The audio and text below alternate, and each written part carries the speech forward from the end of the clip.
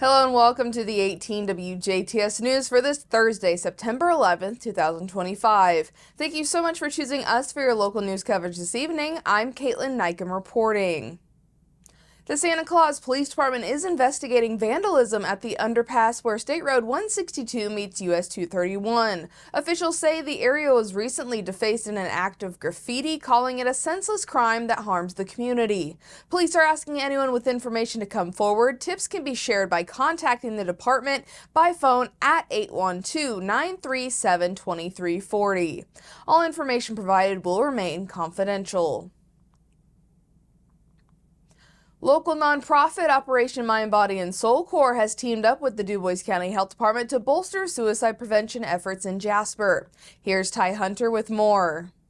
The Jasper Police Department is getting new tools in the fight against suicide and drug overdoses, thanks to a local nonprofit and two major music events. Operation Mind, Body, and Soul donated suicide prevention packs today using proceeds from the WBDC Country Showdown and the RWB Music Fest. Operation Mind, Body, and Soul founder Boone Taylor. It's part of Project Lock and Unload, and it is in collaboration with the DuBois County Health Department, Robley Rex VA Hospital, CCC, Creating Community Connections, and the Jasper JCs. Along with you guys, the money we raised from Country Showdown and the RWB Fest, we were able to provide these for every cruiser to all the police officers in this county. Each pack includes Narcan, a gun safety lock, a drug deactivation bag, and 988 crisis line info, along with local mental health resources.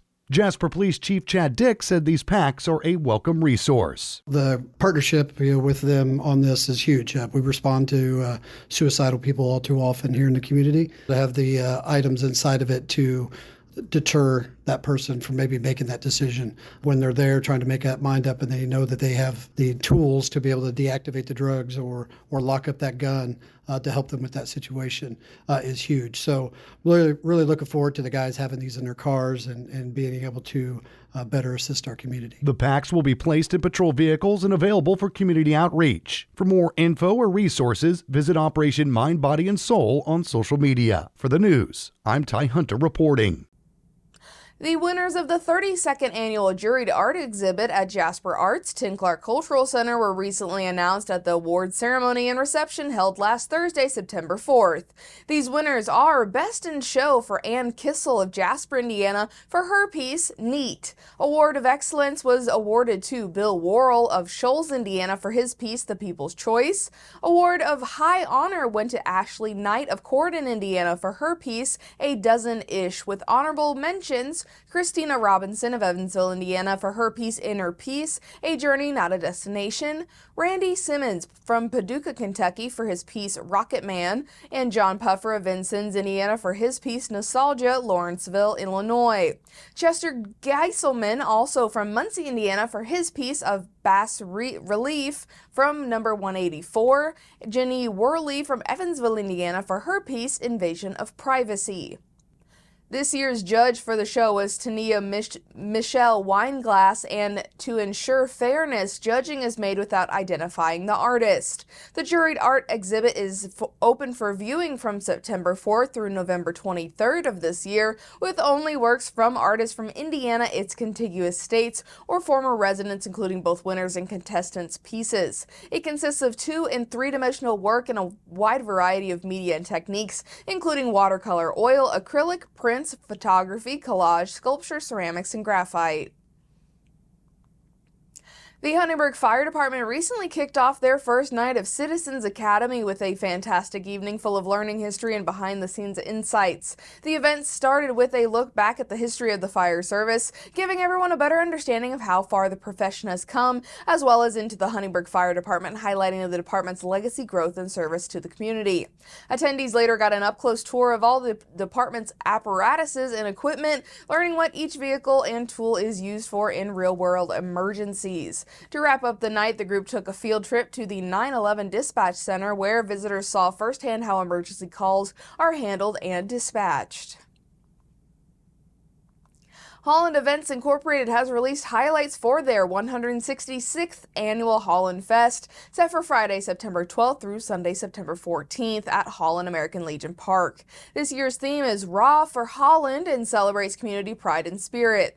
Festival goers can enjoy live music, parades, athletic events, contests, games, food, and family activities. Key events include Friday, September 12th, the opening ceremony at 6 p.m., Little Miss and Misters contest, Kids Zone, and live music by Holland Exit. On Saturday, September 13th, the Tulip Trot 5K and Kids Run, Craft Fair, Kitty Tractor Pull, Wiener Dog Races, Magic Show, Cornhole Tournament, Ice Cream Eating Contest, and live music by Dane Schuglers and Whiskey Row.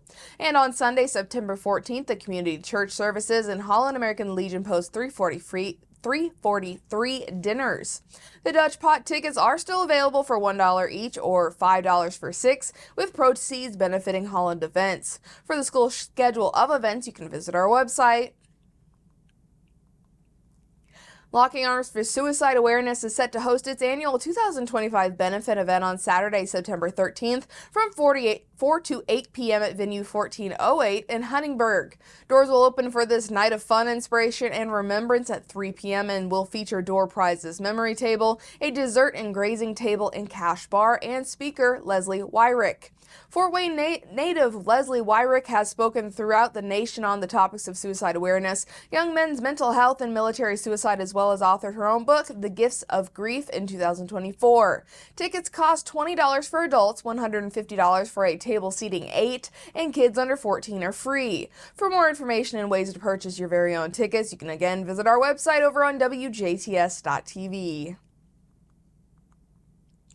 Heart of Jasper is excited to announce a new feature for their upcoming Shop and Sip event, the Artist Walk. This edition will showcase the work of 10 talented local artists with displays set up inside participating downtown stores. The Artist Walk offers visitors the opportunity to enjoy a unique cultural experience while shopping and dining downtown.